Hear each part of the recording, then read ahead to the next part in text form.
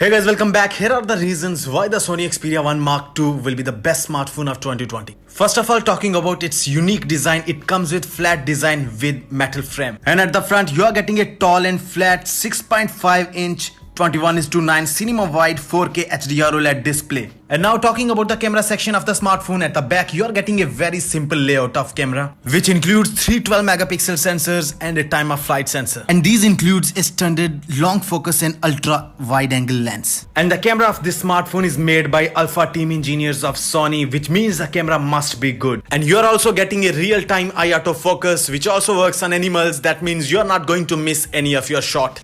Now next, talking about its performance, the Sony Xperia 1 Mark II is coming with latest and greatest Qualcomm Snapdragon 865 chipset with 5G support, and you're also getting a 8GB of RAM, 256GB of storage option, and you will also get a external memory card slot. That means you will get a high-end performance from your Sony Xperia 1 Mark II, and you can also extend the memory of your smartphone up to 1 terabyte. Now moving to next thing is 3.5mm headphone jack.